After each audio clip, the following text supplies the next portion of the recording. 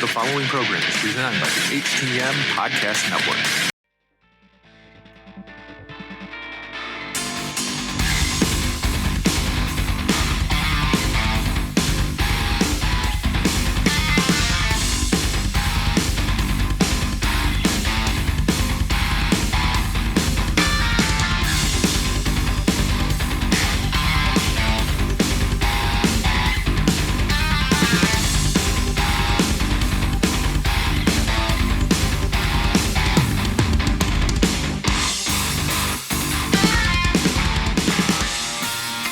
Welcome to another episode of Turnbuckle Talk, powered by thegorillaposition.com and a proud part of the Roar Network, presented by the Hitting the Marks Podcast Network, also now in association with IndiePW.com. We are sponsored by collarandelbowbrand.com, where you can get 10% off when using promo code JKPodcast at the checkout. Also in partnership with HypeCityVapors.com, where you can get 15% off all your e-juice for your vape using promo code JKPodcast. We can be found on Facebook, Instagram, and Twitter by searching at TV Talk Pod. To listen to the podcast, you can find us on Podbean, Apple Podcasts, Google Podcasts, and all those other podcatchers out there as well. As always, I'm Big Joe. And I am Karl Karufel. Yes, Karl, another week has come and gone in the world of professional wrestling. And first topic is one that I didn't think we'd be talking about for a while, but we're going to. Mr. John Cena will be returning to the WWE on February 28th on SmackDown. What are your thoughts? I don't care. Honestly, at this point, I mean, the guy has done a lot for the professional wrestling business. Don't get me wrong. But, I mean, he's left and he's gone and he's been doing movies and he's been doing, you know, all this other stuff. And he's still doing stuff with the WWE, you know, whether it's a meet and greet here and there and stuff like that. But, dude, you've left. Like, you're coming back, and this is only going to be a little bit of a build-up for a match at Wrestlemania that, again, is taking away from somebody else who could be on that card. Yeah, I don't know. Have you heard who apparently is going to be his opponent at Wrestlemania? I have heard. I'm not sure if you have. I hope it's not that. But my take on it before I get to that, you'll probably be surprised, Karl, and listeners will probably be surprised. I'm actually pretty excited and pretty happy about this, because what I think is very interesting is John Cena is in the new Fast and Furious movie. And what's interesting with that is he is playing a bad guy in the new Fast and Furious movie. So we could potentially have at least, maybe not full-on bad guy John Cena, but we might have the the thugonomics version of John Cena, which I think would be really cool. And quite frankly, Karl, the WWE needs a guy like Cena right now to draw in some viewership, to draw in some interest. They desperately need it. I mean, it could be cool, but honestly, I don't think that we will ever see that like bad guy side of John Cena. Whether he's playing that in a movie or not, I don't think that we're ever going to see it, because that is not what he was, you know, showcased to be. He's always been that good guy. Don't get me wrong, a little bit the thugonomic stuff, you know, that was all cool, but still people were cheering him. He wasn't really a bad guy. And that's how the WWE universe knows John Cena, is that good guy. So to do something like that, you got to remember John Cena is catering to the children. So now we're going to have the children that are like, oh, he's a bad guy, I don't like him anymore. And then you're going to start seeing, you know, all of the sales for John Cena stuff start to drop. And you know, you got to think of the kids themselves. I've asked my children, if John Cena were to go be a bad guy, what would you think? And they're like, I wouldn't like John Cena anymore. That's the whole idea, right? You don't want to like the bad guy. Otherwise, you failed as a bad guy. No, exactly. But but I mean, with that, the kids are the ones that are buying the John Cena merchandise. Are they still, though? Are they? Yeah, they definitely are. Now, let's keep in mind, let's rewind the clock, and let's talk about Mr. Hulk Hogan. As much as I fucking hate Hulk Hogan, we never thought we were going to see a heel or a bad guy version of Hulk Hogan. And guess what, Karl? We saw a bad guy version of Hulk Hogan. So if they can do it with Hulk Hogan, they can sure as hell do it with John Cena. Who did it with Hulk Hogan? WCW. That's right. was not the WWE that did it with Hulk Hogan. Every time that you see Hulk Hogan come back on WWE programming, except for when they took over WCW, Hulk Hogan has always been the good guy. WWE has never turned Hulk Hogan heel. WCW turned Hulk Hogan heel. Difference. Well, I think you could make the argument. It might be a little bit of a stretch, but the Hollywood Hulk Hogan character, I think you could make a fair argument there that he wasn't necessarily a good guy, because the NWO was a heel or a bad guy faction, and he was incorporated with that, and that did come over to the WWE a little bit as well. So you can make the bit of a reach there that kind of was a bad guy version of Hulk Hogan. But I see what you're getting at. But like I said, dude, I mean, if somebody could turn Hulk Hogan heel, somebody could turn John Cena heel. I think it would coincide with the movie. They like to cross promote like that. I think that's also another thing with this. So I would like to see it. Now, given whose potential opponent is, I hope that this isn't the case, because this would be very disappointing. This is like Kurt Angle versus Baron Corbin retirement match bad. Supposedly his opponent for WrestleMania is going to be Elias, and that would be shit, Karl. There's no other way to say it. That would be just shit. Yeah, I mean, there's no context to that at all. No, and there isn't. This might be kind of him coming back, very, very soon, right? This might be a way for them to kind of maybe build something up, but right now there's absolutely no context to it at all. Yeah. So, can I get behind this? No. Honestly, at this point, can I get behind John Cena versus anybody? No, because there's been nothing to substantiate John Cena versus anybody at WrestleMania. Now, it's just being used as this person to be there to pull in a couple of numbers, hopefully. Now, what if they insert Cena into this whole thing that's going on with Randy Orton and Edge? That could potentially be something interesting. I know, again, we're going back and relying on the quote-unquote legends with this, but I mean, at this point, I think we kind of have to, Karl, because the current stable of talent in WWE, just either by choices and stepping up, or the company's holding them back, we need these guys to come back and draw in some numbers. We need it. Sure, totally understandable that we kind of need some people to pull in some numbers, but again, what does John Cena have to do with Randy Orton and Edge and coming into that? I mean, again, there's history to play off of, there's right? no rhyme or reason for John Cena to even get involved in that at all. Makes no sense to me. Yeah. I guess to have John Cena go into that. I guess you just have to play off the history that they have. You may have to show some flashbacks and stuff like that. I think you could play off of that. If they wanted to team up with a talent to put him over, I think a good person to use here, this might sound a little nutty, but I'll throw out Matt Riddle. I think Matt Riddle versus John Cena could be an intriguing matchup. And I mean, Cena is really, really good at putting people over in these kind of situations. I think that could be intriguing. And then building off of that, if you wanted to incorporate in kind of a weird kind of roundabout way, maybe have Brock come in at the end, and then you could finally capitalize on that actual rivalry. I think you would have kind of an interesting kind of a three-way kind of a thing going there, having Cena versus Riddle, and then you could bring in Brock to kind of sabotage things at the end, and then build up a thing with Riddle. So I think that could be interesting too. We'll see what they do. If it's just Elias, then frankly, it's just a throwaway match at WrestleMania at that point, and that would be very unfortunate.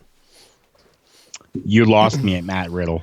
Oh, damn it. I'm going to convert you to a bro at one of these points. Eventually, I'm going to convert you. I'm going to try my damnedest. Going to happen. Hey, I made Jargo a fan of Matt Riddle. I'm going to make you a fan eventually.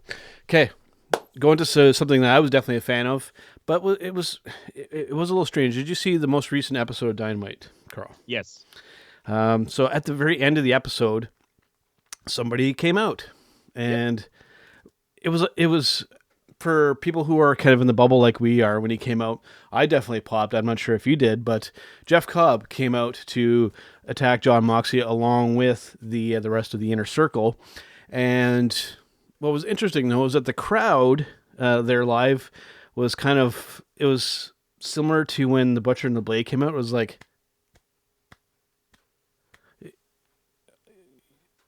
yeah, it was just like very solid clapping, and the only thing it was missing were the people doing, "Who are you? Who are you?" You know, just the regular casual fan out there probably has no fucking clue who Jeff Cobb is. We know who Jeff Cobb is. I love Jeff Cobb. I know a lot of people do, inside our bubble, right? So it was a cool debut for people who pay attention to what's going on, but the rest of the people, again, are like, golf clap. So we'll see. I'm interested, but hopefully they can really kind of build on this guy, because damn it, he's got star written all of him. He's big, bad kind of Kurt Angle. He's got a lot of different kind of things kind of going on at the same time. You know, he's got that almost kind of Samoan-ish type of heritage. He's built. He has like a background of Kurt Angle. He can work a character. There's so much potential with this guy. So much potential. There definitely is. I mean, the ending of that episode was almost very predictable, considering halfway through the program they had already said that, you know, they had already mentioned Jeff Cobb. Yeah. So we already knew Jeff Cobb was going to be there, and then it was very predictable that, yep, he's going to be there at the end of the night. He's going to make his presence known so that, you know, people can find out who this guy is if you don't know already. Mm-hmm. Awesome talent. Great guy. He really hasn't even signed with AEW. No. Everything with Jeff Cobb right now is all just working on like handshake deal pretty much. He is still a free agent, and he is keeping things that way because he still wants to do stuff with New Japan Pro Wrestling. He has some stuff coming up with New Japan, but also wants to broaden his horizons and work for, you know, AEW and Ring of Honor and New Japan Pro Wrestling. And honestly, good for him. Mm-hmm.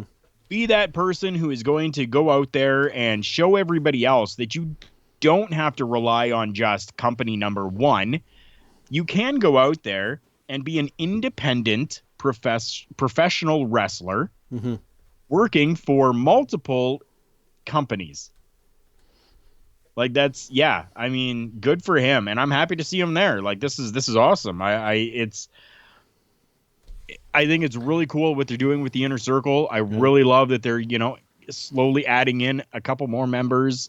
You know, like, I mean, not a couple more. They've added now Jeff Cobb. Yep. Right, but you know, 4 months down the road, who knows if they're going to add in somebody else and, you know, kind of build up this really good faction. Not that it isn't right now, because it definitely is, mm-hmm. but I'm just happy to see that they're, you know, expanding a little bit more on the faction side of things. And I mean, Jeff Cobb is an amazing acquisition.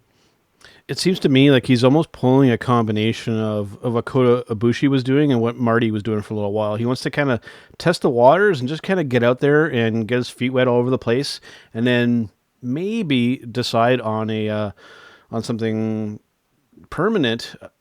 Again, for me, if I were to speculate on where I'd like him to end up, when I look at other talent that could match up really well with him, I mean, I have my eyes fixed squarely on NXT, especially with guys like Keith Lee over there. Wow. I could just imagine a matchup with Keith Lee and Jeff Cobb. I mean, I know you'd have to have more than just one guy to match him up against, but I think, honestly, he could match up with a lot of guys over there. Big E would be another really good matchup. A lot of big, physical, mobile guys like him. So, yeah, it'll be interesting to see where he kind of tests the waters and where he might actually land and sign a permanent deal. Might he go back to Ring of Honor? Will he still show up in Ring of Honor now? Who knows? I mean, at the very least, it's very interesting to see somebody who is kind of technically still involved with Ring of Honor and New Japan showing up in AEW. It makes for some really weird kind of interesting things going on that we just don't see in WWE, with all these people kind of crossing over and touching base here and touching base here. So it can really make for some interesting surprises. So I'm actually hoping that maybe he won't be the only one to do this, but we'll see. That's exactly my hopes as well. Like I said earlier, I hope that he kind of shows everybody else that you don't have to just settle for one company. Yep. You can go out and work for multiple companies and get your name out there. Now, in regards to Jeff Cobb going, NXT, honestly, and I've heard it from a few other people, and I've heard it from I heard it from the old man. I heard it from the father-in-law himself. He says NXT is starting to turn into Raw and SmackDown, and I don't like it, he says. So, I mean, yeah, the guy has so much potential that I don't want to see him go to NXT just to be misused. I mean, they'll make him, like the top guy, put him up there with like Tommaso Ciampa and a Adam Cole for a little bit, but then afterwards, what are they going to do with him? There's going to be nothing that they do with him, and he's just going to be a wasted talent. Whereas if he works for AEW and ROH and New Japan, so let's say New Japan, he's the top guy. Well, then he doesn't have to be an ROH or AEW, but he can still be collecting some money working for them. And then when his run with at the top of New Japan ends, well, okay, AEW is going to put him at top. So no matter where he is, he's going to be on the top, right? Yeah. Whereas with NXT, he's going to be on the top for 6 months and then lost in the shuffle of everything else. That's my fear. Yeah, and it's a well-founded fear. You have people that, another example, I believe it was on Twitter. No, I don't think it was on Facebook. I think it was on Twitter. Cedric Alexander just basically put a very short post, feeling very frustrated or something like that. There's somebody, perfect example. Why the hell Cedric Alexander ever left Ring of Honor right before all the stuff with the Elite and all that kind of stuff happened? That's to me, it still blew my mind why he left there. Yeah. Like it was like very shortly before all that kind of happened. And damn, imagine the matchups he could have had with some of those guys, and even now. He's the type of guy that I think, dude, just let your contract run out and go back to Ring of Honor. They're seemingly on kind of the upturn now that Marty's involved. It seems like management is ready to kind of invest more. They said that they're going to be beefing up Honor Club. Joe Cobb kind of did a short little video. I don't know if you had a chance to see that, Karl, just basically talking about the company and just said, you know what, we're working really hard to make for a better experience for you guys when it comes to Honor Club, when it comes to the live events and whatnot. So I'm excited to see what happens, because damn it, in 2019 Ring of Honor, I had called them my best promotion, and in 2020 it did kind of a real kind of nosedive there. Actually, it's the other way around. In 2018 they were my company of the year, and then 2019 I said they were kind of near the bottom, but now there's that resurgence, so it's cool. And I think there could be maybe a little bit of a flow of guys that kind of go back, which I think would be interesting, especially if they feel misused in NXT or in WWE. Definitely. I mean, I have not seen the Joe Cobb video that was put out. I have not seen that. But I mean, definitely. And I want to throw out there as well, you're talking about a little bit of a resurgence for Ring of Honor.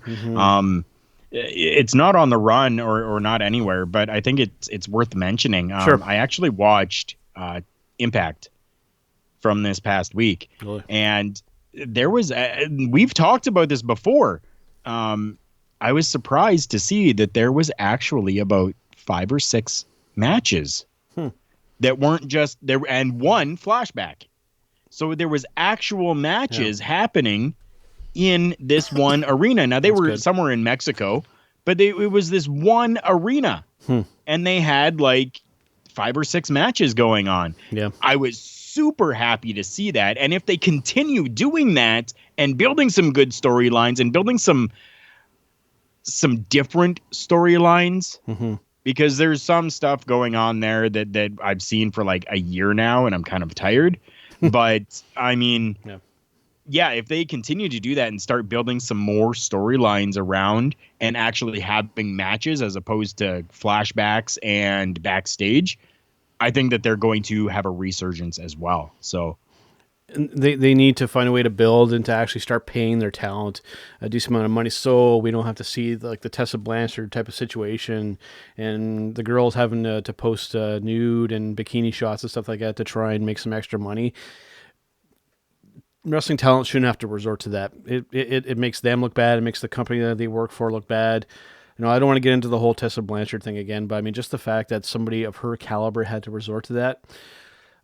If I was working for Impact high up, I would be ashamed to know that my current world heavyweight champion was having to resort to recording themselves on the toilet. That is just awful. And not even WWE can claim that they do stupid shit like that. So even Vince, I don't think would like that or resort to that. At least I would hope not. Well, I don't know. He's dropped feces on people. So. Yep. Yeah. That's close enough.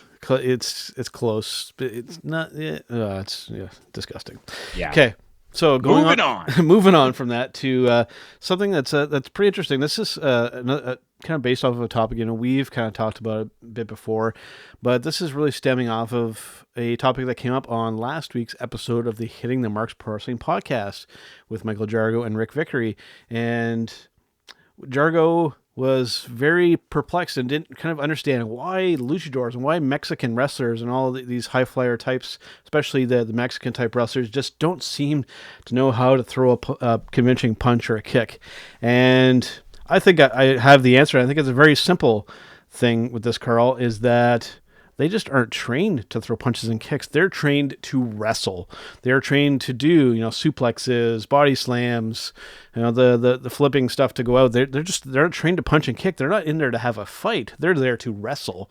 And that's why they're honestly not very good. And now they're not quite as bad as the Dark Order guy trying to punch Dustin Rhodes and not even getting within 2 feet of him. Not that bad. But yeah, these Mexican guys, they just aren't trained on punching, because it's not supposed to be a part of wrestling. It's something that, again, was used as a tool for when the referee wasn't looking to get away with something, to get the heel over as a bad guy, not to just be running and punching each other all over the place like that, like we see a lot of it now still. I think that's the reason there. Yeah, I mean, I couldn't agree more. Honestly, I don't have really much more to add to that. You hit everything. You hit all the points. Everything was right on the head. Yeah, I mean, that's exactly it. Not really much more that you can say about that. It's just the way that they've been trained, and that's the way that the heritage has been brought up throughout professional wrestling over in like Mexico and any of the luchador wrestlers. That's how they've been taught. It's always been, grapple, mat, or it's been high fly, or you learn both, right? I mean, you have a combination of both, and that is what you use. Like you said, a punch or a kick or something like that was used while the referee's back was turned to kind of get the upper hand. Right. That's it, right? So yeah, I honestly I get it. I've always gotten that. Yeah, I mean, there's not much more you can say. And we had mentioned, I believe it was either last week or the week before, we talked about the whole atmosphere in Japanese wrestling when it comes to the crowd, where they're very much in a respective kind of way. They're not hooting and hollering, they're clapping very respectively and kind of in the moment. That's very much so the case in Mexico as well. I mean, I haven't seen a lot of Mexican wrestling lately, but I remember back when we were, I would say, like mid grade school, high school, there was a channel that used to show Mexican wrestling like very occasionally. It was usually on a weird time and only about once a week. And it was very much that same kind of deal over in Mexico. The fans are there, and it's like they're watching a legitimate sporting event. They support it. They cheer very much in that respect. And the commentators, they must have had like soccer commentators at the time, because they were very much kind of over the top. The fans are like, just very respectable of what they're watching. And whereas with North American stuff, not so much. There's some places that are better than others, but Mexican wrestling fans, it's very much kind of similar to the Japanese stuff.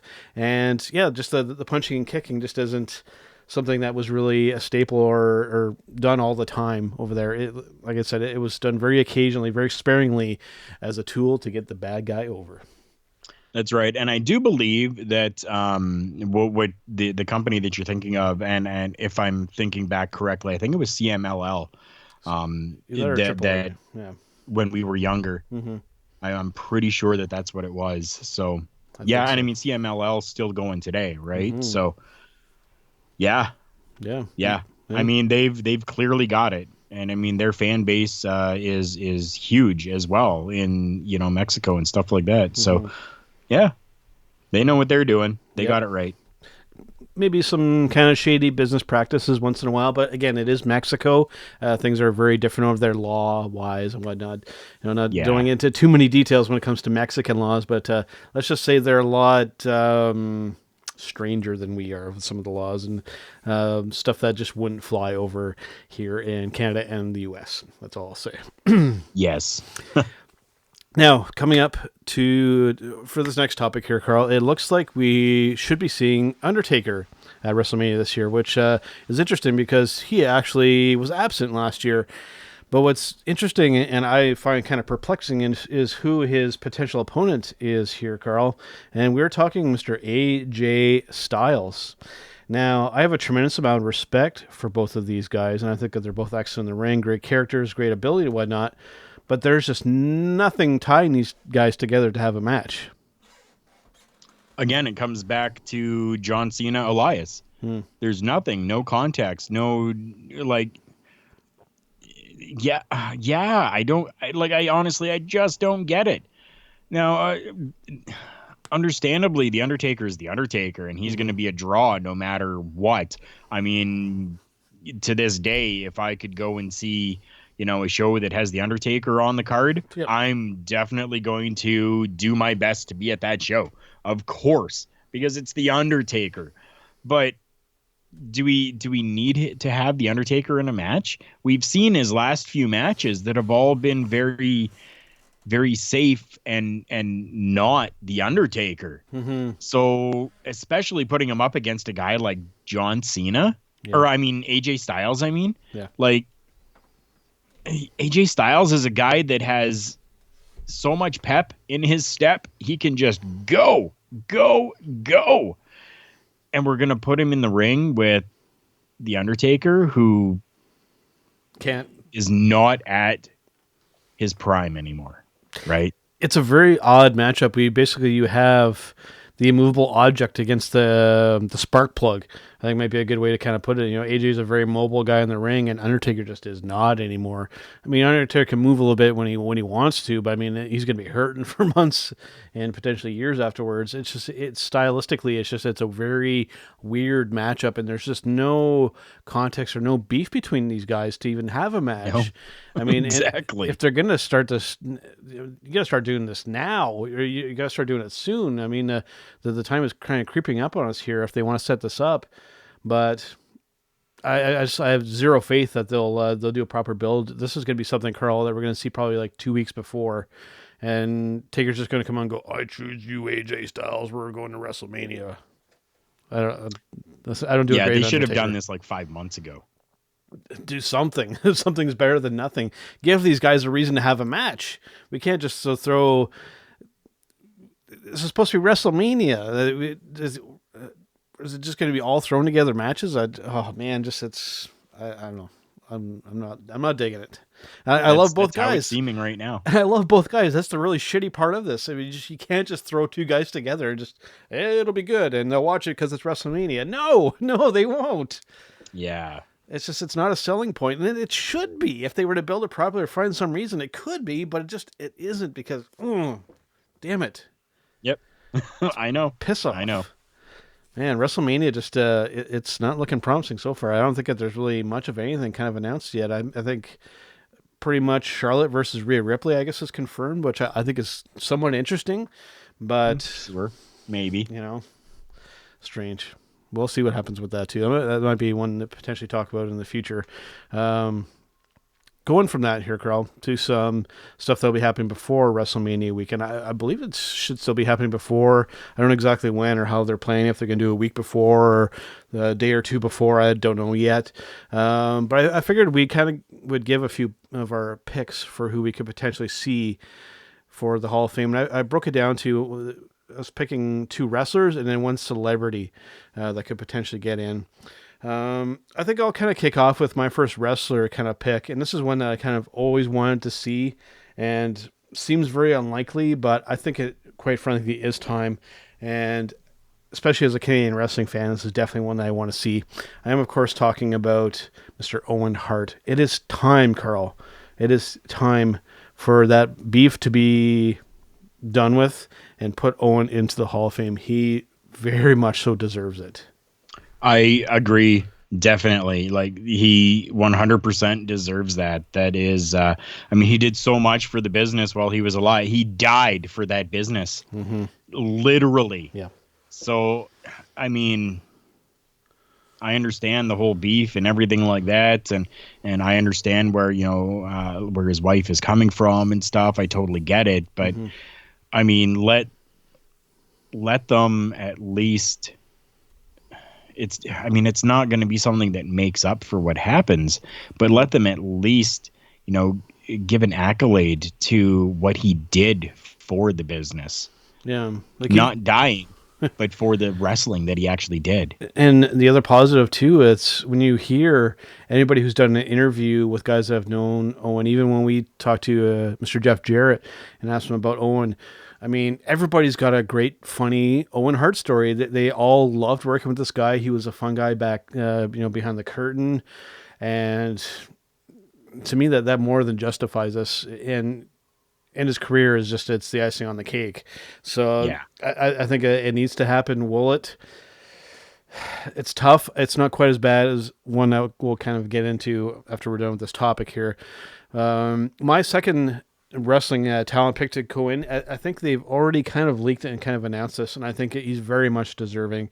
And we're, of course, talking about Mr. Jushin Thunder Liger. This guy is somebody who he transcends. It's like even company lines don't even kind of matter with this guy. This guy wrestled Tyler Breeze in NXT while he was under contract with New Japan Pro Wrestling. You don't see that with any other wrestling talent out there. This guy can go wherever he wants and do whatever he wants when he was still going. Of course, he is retired now. I mean, never say never. Who knows what? Maybe he could be drawn out of retirement. But there was a guy that he is one of the best of all time and absolutely deserves a spot. Now, in regards to Jushin Thunder Liger, how much has he really done for the WWE, though? You got to remember, this is a WWE Hall of Fame. Now, I know that they're including WCW in there because they bought WCW and stuff like that. And Jushin Thunder Liger did do some stuff with WCW. But with the WWE, he really hasn't done much except for that NXT with Tyler Breeze. I personally think that Jushin Thunder Liger should be more like the Cauliflower Alley Club. Like that type of, or the actual Pro Wrestling Hall of Fame. So what's happening here is that we're kind of blurring the kayfabe line here with this, right? Because a lot of the WWE Hall of Fame inductions are based in kayfabe. Like right now, too, there's the strong consideration for Nikki and Brie Bella to get in this year, right? So that's purely a kayfabe induction there, because if we're talking like actual wrestling ability and champions and stuff like that, they would absolutely not get in there, at least in my opinion. But yeah, I mean, with Liger, we're blurring that line a little bit. I mean, when you want to just talk, accomplishments in his career, absolutely, the guy would deserve to get in there. But like we've said before, with some of these other ones, once WWE bought WCW, all of that kind of became WWE. So I guess we just have to kind of accept that fact and just kind of go off of that. I mean, he worked with a lot of the guys that have been in WWE as well, too. So there's a connection that you can kind of work off of there as well. I mean, guys like Rey Mysterio, all those luchador guys, your Dean Malenkos, your Chris Jerichos. I guess maybe not quite, because those guys aren't even in the company anymore. But, I mean, the guy's influence, it crosses company lines. I think he's somebody that you can make an exception for, because he's one of those guys that he's a very rare person in the business that it doesn't matter. I have no issue with him going in personally myself. Oh, I don't have any issue with it either. I was just kind of pointing out that, like, he really hasn't done much for the WWE. True. Per se, right? Yep. Now, for my celebrity pick, I have just one celebrity pick, and this is one that I think is very it's very appropriate, because at the beginning she really helped kind of combine popular culture and wrestling. And we're talking about Cyndi Lauper. I know probably not everybody's a fan of her music. I'm a child of the 80s, so I like a lot of that new wave kind of stuff. So that kind of stuff kind of appeals to me. But she helped kind of create that rock and wrestling kind of connection there in the early days of WrestleMania and brought it into the mainstream. And for that reason alone, I think she deserves a spot. Yeah, I agree. I believe she does too. I'm actually shocked that she hasn't gone in yet. We've have people like Drew Carey and whatnot, and the Muppet Babies that have gone in before her. So, yeah, I would very much like to see her get in. Definitely. Okay, your 2 wrestler picks and your celebrity pick, Karl. I went a little above and beyond because I could not decide. I could not break it down far enough. I have 4 and 2. Wow. Okay. Instead of 2 and 1. Fair enough. Okay. I will start with the celebrity. Okay. Regis Philbin. He's been at a couple of different WrestleManias. Huge namestay in the world of television. Yeah. A guy who has been through and gone through so much, and has, has always, when he was, hosting, the talk show in the mornings, right? He would, Regis and Kelly, he would always have, different professional wrestlers on there. Yeah, and he would always go back and talk about the fun times that he had with the WWE. Yep. Definitely Regis. He was a cheerleader for the business, which I always respected. Yeah. Yeah. Yep. Second one, Motorhead. Yes, yeah. So I kind of had to go with, a music star and then, or a band, right? Motorhead has done so much for the WWE as well, from, theme songs to themes for pay-per-views, and, done a lot, a lot of inspiration, especially to Triple H, at least from Motorhead in the professional wrestling world. So great pick. Those are my 2 picks for celebrities. Nice. Those are good ones. Absolutely. Now these, okay, so I'm going to go with 2 big names that people would be like, oh yeah, it's definitely. And then I have 2 names that people are going to be like, well, I don't know. For me personally, these second 2 names are ones that I feel should be in there, but I'll do my big ones first. Bam Bam Bigelow. Yes, big one. Big one. He's not in already? This guy did so much for the business. He was, again, if you've listened to the podcasts before, you know that I am a fan of the big man style professional wrestling, especially the ones that could get up onto that top rope and do the same moves that you would see a luchador do. How is he not already in? Right? I honestly thought that he was. I actually had to take a look, and I'm looking through, everybody in the Hall of Fame, and I'm like, he's not there. What is going on? They better not pull some crap where they do that legacy one where they just lump a bunch of ones together, kind of like what they did with Bruiser Brody. They're going to again. You know it. Yeah, but Bam Bam better not be in that group. That would be an effing shame. And even more shame would be this next name if they were to lump this guy in with the legacy. What you got? And we're talking the British Bulldog, Davey Boy Smith. Yeah. Right? Yep. Another one. Why is he not already in? Right? Yeah. Like, there is no reason why British Bulldog should not be in there. These next 2 names, I guess you could almost consider them for the legacy one going in, but I would rather them actually be part of the Hall of Fame. First one is kind of a name that everybody really knows, and this guy did so much for so many wrestlers in the business. Ladies and gentlemen, another pick who should be part of the WWE Hall of Fame class of 2020, Barry Horowitz. Yes, yeah. Dude, the guy, throughout his entire career, that's all he did was put people over for years. And then finally, after 22 years, he gets his first win in the WWE where somebody actually put him over. Mm-hmm. Yeah. Yep. Yeah. And without the guys like Barry Horowitz, you wouldn't have the other guys like the John Cenas and like the Rocks and stuff like that. So definitely Barry Horowitz needs to be in the WWE Hall of Fame. Yes, absolutely. Best jobber of all time. Yeah. Or sorry, This next name people are going to kind of crap on me for. Uh-oh. But I'm a big fan of this kid. Fan of him when he first came in. The guy is taking on the Big Show. He has faced off against Brock Lesnar. Ooh. He has even faced off against Vince McMahon himself. I already know who you're going to pick. We're talking Zach Gowen. The one-legged wonder, Zach Gowen. He was only there for a short period of time. I get that. But just the caliber of names that he was in the ring with, and not to play on the disability, but the guy would wrestle with one leg, and he was doing moonsaults off of the top rope. Yeah. Yeah. Yeah. There's some that can't do it with two legs. That's right. So, exactly. yeah. So, yeah, there you go. There you have it. There is Karl Karufel's picks for the WWE Hall of Fame. In time, hopefully we'll see all of these names get put in there. Will it be this year? Probably not. Yeah. But, I mean, at least Bam Bam and the British Bulldog Davey Boy Smith, let's at least put them in already. Come on. I actually thought of a third pick. Before we recorded, there was one that I couldn't remember who I was picking, but it finally came to mind.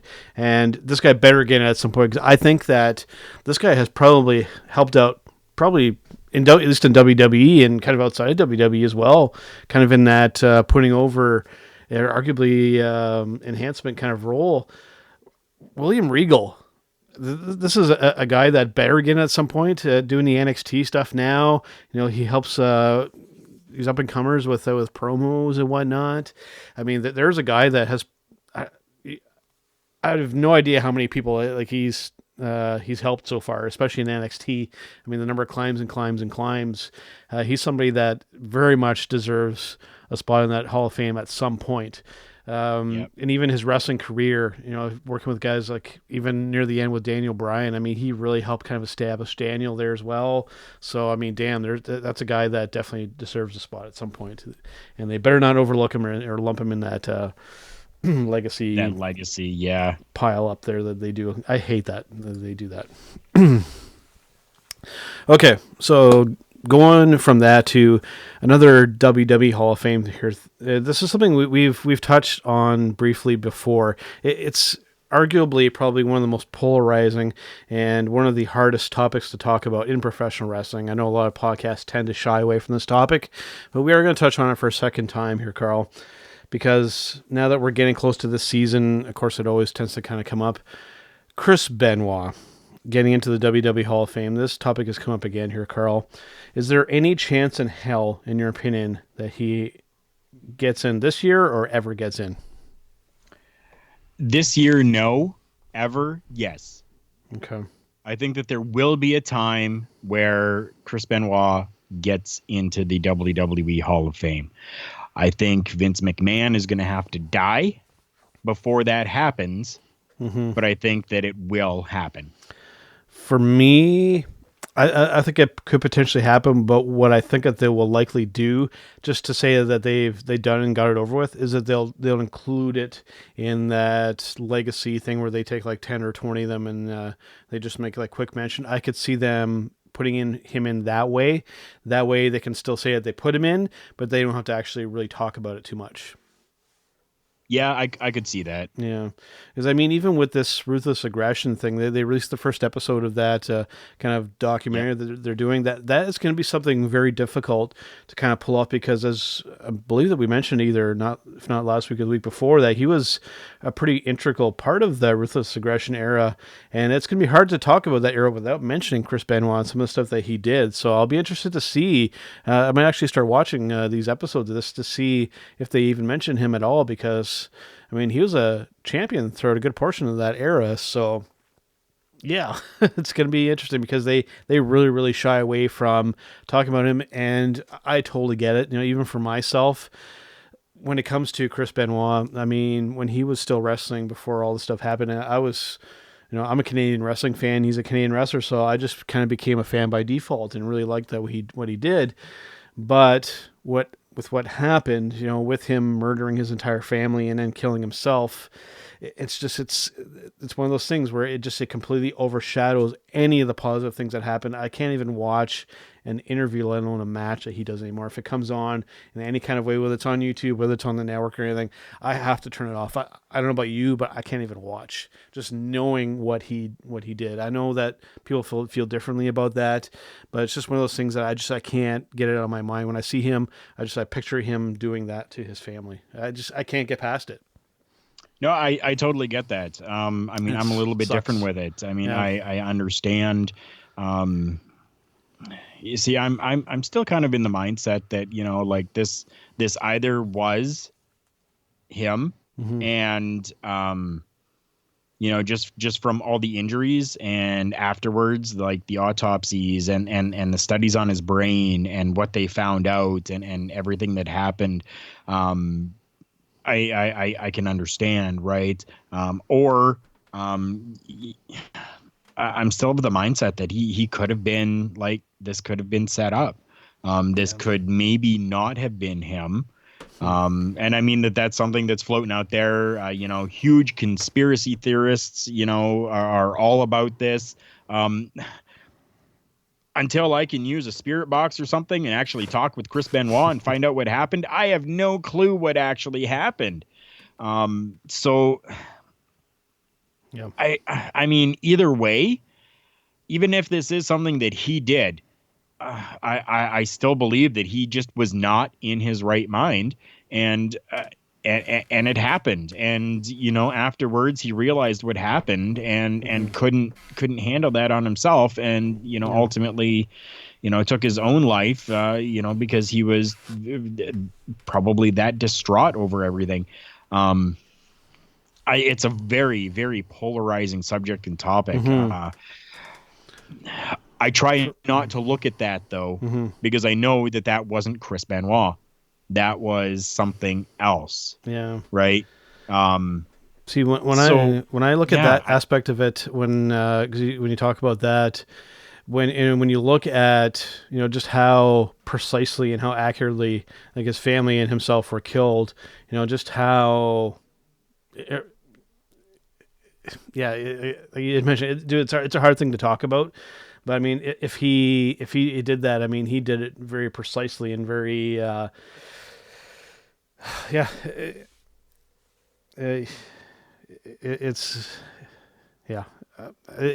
hard to talk about. I might have to edit a little bit of this out, but honestly, this topic is a loss for words. It definitely is. It really is. Personally, I don't really think that there's a conspiracy. But I know there's some people that think that there is. There's certain names I don't really want to name because I don't want to ruffle too many feathers with this. But it's one of those things where I frankly, either I don't see him ever getting in, or he just gets lumped into one of these kind of legends packages, and then that way they don't have to really technically kind of speak his name. They could just put up like a graphic and him wrestling briefly for a second and then move on to the next one. Yeah. That's really about it. Okay, Karl. Let's go to our match of the week segment before we go to our Showstopper segment. Do you want to go first, or do you want me to give my pick this week first? Sure, I'll go first. Okay. All good. My match of the week actually comes from Impact Wrestling. Ooh. Are you okay? Happy. Are you okay? Yeah, I'm okay. I was super happy with this match. I was very happy with the storytelling that happened in here. I was very happy with the way that the match went, the interference that kind of happened a little bit, and just how things all played out and progressed. Taya Valkyrie versus Jordan Grace. Oh, wow. My match of the week. Jordan Grace coming out on top of this, dethroning Taya Valkyrie, who longest knockouts champion in Impact history. Just the way that everything has worked out and played out in that match, I was a fan of. So my match of the week, there it is. Interesting. For this week, I actually have a runner-up first I want to talk about, and then my full actual pick. My runner-up, these are very, very close here for different reasons. My runner-up comes from this past episode of AEW Dynamite. I am talking about the matchup between Jungle Boy and MJF. Here, Karl, I don't know if you had a chance to watch this match. I'm sure that you did. In my opinion, Karl, this match here was one of the most perfectly executed heel performances that I've seen in quite a while. MJF nailed every heel aspect in this match. It was excellent. Jungle Boy was right on. He nailed all his spots and everything, and just MJF, he elicited that proper response from the crowd right from when he stepped out onto that ramp to when he left during the entire match. I mean, he's one of those guys that really personifies the meaning of being a heel and does it the right way, even tearing up signs in the crowd. It's like he did like everything that you should do as a bad guy to get over as a bad guy. I was really, really pleased that with that. So that was my runner-up. Now, my actual match of the week comes from the most recent NXT TakeOver in Portland, and we're talking the match that kicked off the show for the NXT North American Championship, Mr. Keith Lee versus Dominic Dijakovic, or as our own Michael Jargo likes to refer to him as Dominic Dickhead. I don't know why that is, but these two guys put on one hell of a match here, Karl. If you haven't had a chance to see this, and our listeners as well, if you haven't had a chance to see this, go and check this out. It is an excellent match. Just two big guys doing stuff that big guys don't normally or shouldn't be able to do. They're both big, powerful guys. They're also very agile. Keith Lee ended up getting the win, and they did kind of an embrace kind of at the end too, kind of a, almost kind of like a code of honor thing that they do in Ring of Honor. Even Dominic got kind of up on the turnbuckle. Keith was like, climb up there. You deserved it type of thing. You earned it, or like however you would kind of word it. They kind of gave him an attaboy at the end. It was a great match, great show of respect at the end. It's one of those ones where, again, if you haven't, this is one of the ones it's a must watch. If you missed the rest of the whole show, that's fine. Just this match it stole the show right off the bat. My only issue with that, having said that, is if they were really kind of planning to, because this is something that I think everybody was kind of expecting to steal the show. I'm still of the opinion that it should have been bumped to later in the show. Kicking off is something that's so kind of over the top and gets so over. It's like everything else is a come down afterwards. So I would have positioned it differently on the card, but I know there's people that disagree with that sentiment. So. Yeah, I mean, no matter where it was on the show, it was going to be the steal of the show. Yeah. I mean, no matter what, no matter where it was on the card. Because coming out of Royal Rumble, I mean, Keith Lee established himself as a star, and it's just a matter of, will he go up to the main roster? I'd almost kind of like to see him stay in NXT, but just that great debate of if he goes up, does he get used properly? And we just honestly don't know. And this is a guy that really, really deserves a top spot, and it'd just be a matter of if Vince would see it that way, quite frankly. So that's right. Okay, Karl, we're going to take a brief break here. We're going to come back with our Showstopper segment, and this is likely going to be probably our most controversial, hot topic Showstopper segment that I think we've ever done. Even before we hit the record button, I was even almost kind of second guessing doing this topic. It's a pretty polarizing. People see this issue a lot of different ways, so we're gonna touch on it as kind of risky as it is. So we'll be right back here, guys. This week's episode is brought to you by Collar & Elbow. Visit collarandelbowbrand.com where you can get an additional 10% off when using promo code JKPodcast at the checkout, including this week's featured item, the Mirror Pullover Hoodie. All right, guys, Big Joe and Karufel back here on Turnbuckle Talk. Yes, we are, guys, and you know what time it is. It is time for our Showstopper Segment. Yeah. So this week here, Karl, this topic is stemming off of something that has been running pretty rampant on social media, and it's all coming from Nyla Rose winning the AEW Women's Championship over this past week here, and it's really had the internet and social media kind of an uproar. People are really, it seems to be pretty divided 50-50 of how people think about this thing. Now, basically, the topic here is transgender people in professional wrestling versus actual professional sports. Like I'm talking like boxing, kickboxing, MMA, and whatnot.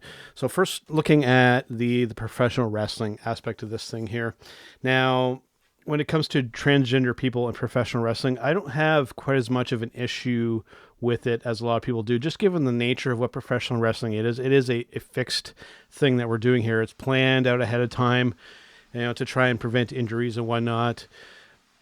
So when it comes to Nyla winning the women's championship, I don't have quite an issue with it, although it can be a little bit on the dangerous side because, again, people will disagree on this, but when it comes to Nyla Rose, when you do a DNA test, you find out Nyla is a man. I mean, just there's no changing your genetic structure. You're born either a man or a woman.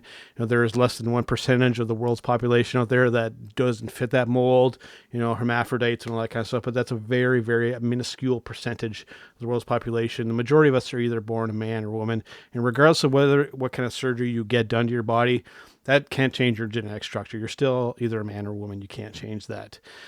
Now, having said that, especially, I think Mexico is a good example. We've had men, women's championships and vice versa there for a long time, the Exoticos and stuff like that. So it's not something that's foreign to the professional wrestling world, just to get that out there right off the bat.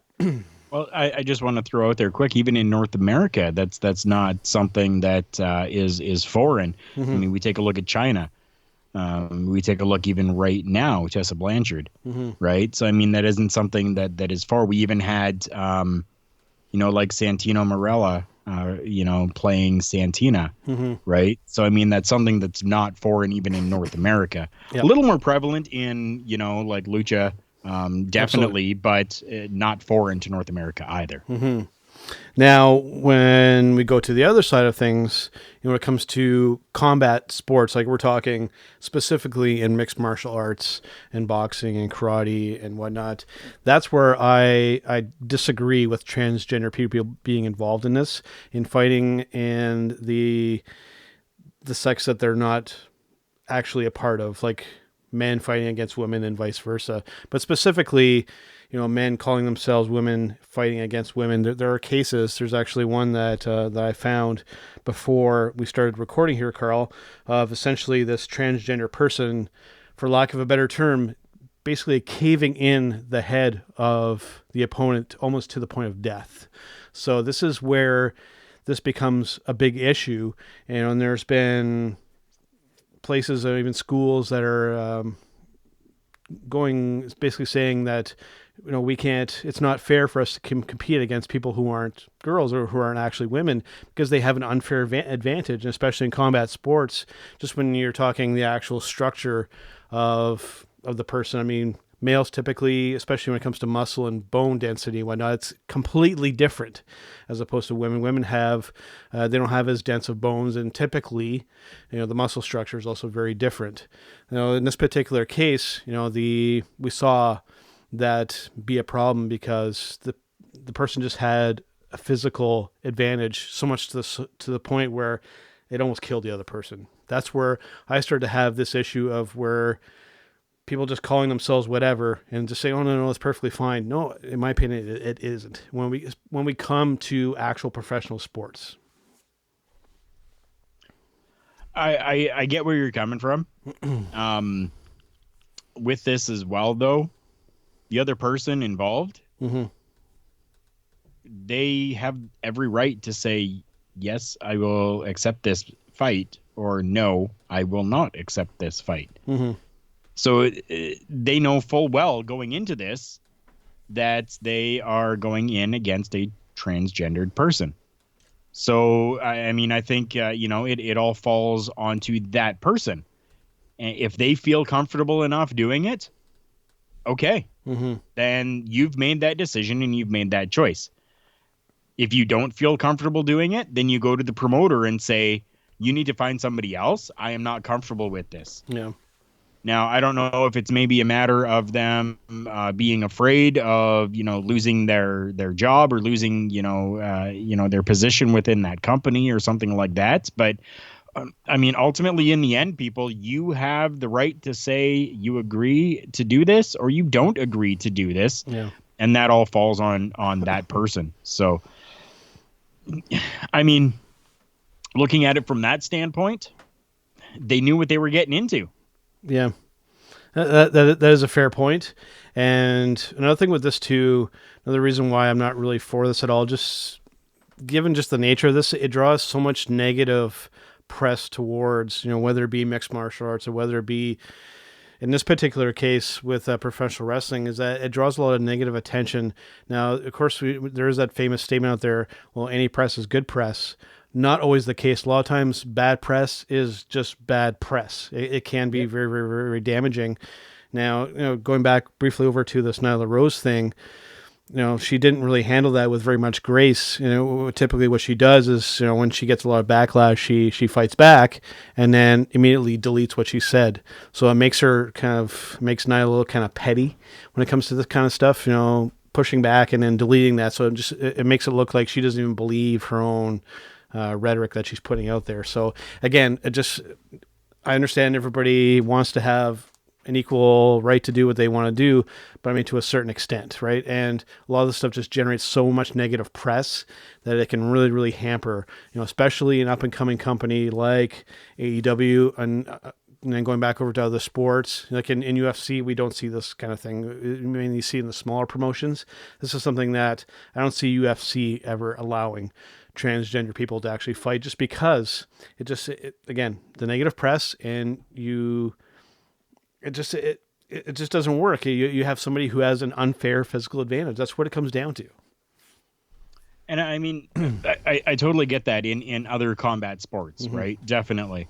Professional wrestling is a totally different world, though. Absolutely. Because they're trained. They know how to do the moves. They know how to take the moves. They know how to be safe in there, because at the end of the day, you want to continue that storyline, because that storyline is going to make you money, right?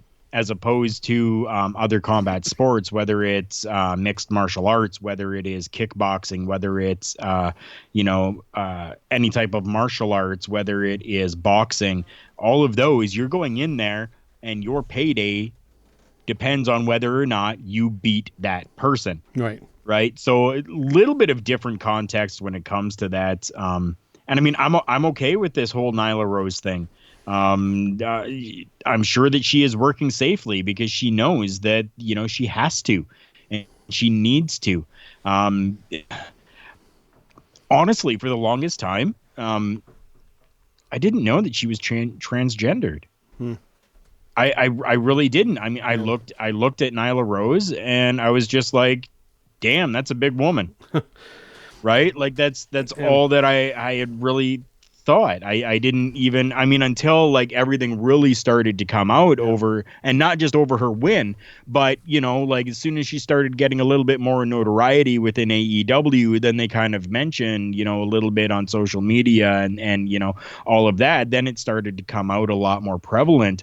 I'm going to be honest with you. I was blind to it. I was ignorant to it. I didn't know that Nyla Rose was transgender. So, yeah, I just thought that she was a big woman, like Chyna. Yeah. Like alpha female, like Jazzy, right? Like they're big women. Yeah. That's all that I had thought. Briefly on the match in AEW for the title, I got to say, I hated that match for the sole reason is that Riho was doing stuff to Nyla Rose that, to me, just it was ridiculous, bordering on funny, on being comedic. Little 98-pound Rio giving German suplexes to Nyla Rose, it looked absolutely ridiculous, Karl. This should have been a 2-3 minute squash match at most. You compromised Nyla in that role, in my opinion, with giving Riho way too much offense and doing moves that just didn't physically make any sense whatsoever. And that match went too long. She got too much in. It should have been just a squash. Nyla just destroying her. I hated the matchup, and not for just because of the transgender thing and whatnot. I'm taking that completely off the table with this. Just physicality-wise, the match did not make any sense whatsoever. And you know what? I feel the same with that. It should have just been a squash match that happened. They've really built up Riho to be way more than she is. And I mean, now don't get me wrong. I understand, like the WWE has even had like Rey Mysterio beat the Big Show, right? So I mean, I get that, but I've never seen Rio as any threat. Yeah. She comes out and she's all happy-go-lucky and like you don't see like too much aggression from her, and she's always like smiling in the ring and stuff like that. I could not ever get behind Rio as being a viable threat or even a world champion. Like I couldn't get behind it. You consider the amount of other female stars that are there in AEW and looking at the size difference, like Rio is probably the smallest one that's there, and yet she beat everyone else in these tournaments. I couldn't get behind it at all. Yeah. It totally it felt like a slap in my face going, yep, this is what we're doing. You're an idiot for believing it. Yeah. Yeah. That women's division over there is in shambles. Nobody can tell me any different. Honestly, that there's some good talent over there, but just the way that they're going about it, their insistence on making Britt Baker a heel and having her come out and do these promos. They did it again this week, and it was horrible. People are saying, oh, well, she's being a bad guy. The audience is booing. That's the reaction you're supposed to get. This isn't heel heat. This is you aren't good at what you're doing heat. Britt Baker is a good talent in the ring as a good guy, as a baby face. They're forcing her to be this heel character, and it just isn't working. And she needs to go to promo school. She needs to go to the William Regal promo school and learn how to do a good promo, because she is horrible at it, Karl. She is awful. She was talking about her dental degrees and stuff, and everybody's like, we don't care. We don't care. They need to change that. And they're starting to backpedal on some of this stuff, like with the little faction with Brandy there, that they've apparently just abandoned that. Seemingly they're just going to stop it abruptly. With that, it's weird, because I think they should have actually, at least give it some kind of ending, like kick Brandy out and then branch the rest off into something else. But it just seems like they're just going to stop and just forget that it was ever a thing, which is bizarre. But that women's division there needs some help big time. And I don't really know exactly how to fix it. Yeah, I don't either. I mean, we got to remember they're still young, and we just got to see how things play out and progress. That's all. Yeah, they're forcing some things that just shouldn't be, and you can make an argument that the very first champion maybe wasn't the best pick ever. So we'll see what it goes. I mean, obviously we want it to be a good thing, but with this stuff, it's. This title change is bringing some negative attention. We can't ignore that fact. There's a large portion of the community out there that doesn't like that for various reasons. So we'll see what can happen. And we'll just go from there. Right now, I think when it comes to women's wrestling, I think you could make the argument that NXT is probably the best women's division in professional wrestling, and the rest kind of steps down from there. So hopefully AEW, they can step it up, because they have a little ways to go before they can get to the same level as the men there. They have some work to do. Yes, they do. All right, Karl, I guess that about wraps it up, barring any kind of breaking news. I'm not sure if we have too much when it comes to breaking news this week, but I'm going to take a brief look before we go. What do you got? Well, one quick thing. Sasha Banks is rumored to actually be part of Disney's Star Wars The Mandalorian Season 2. I did hear about that, yeah. So kudos to Sasha Banks for that. I mean, that's cool. That's quite the accomplishment to be able to get a role, whether it's even just a small role or a bigger role. But I mean, The Mandalorian is probably one of the hottest things going right now in the world of television. So, good for Sasha Banks there. MVP has confirmed that he is joining WWE's backstage team as a producer. Quoted as saying, I like that. Well, look, I'll say this. I'm going to go ahead. I'm going to give you the scoop. Whether or not I'll be seen on WWE television more has yet to be seen, because, I don't make those decisions. I would definitely make myself available for an on-screen role in some capacity, but I'll be joining the team as a backstage producer. So there's your scoop. Coming from the mouth of MVP on the Booker T Hall of Fame podcast. So, yeah, I mean, MVP coming back, short-lived return at the Royal Rumble match, being one of the numerous guys to be eliminated by Brock Lesnar. The next night on Raw, MVP singles action against Rey Mysterio. Yeah, like that's...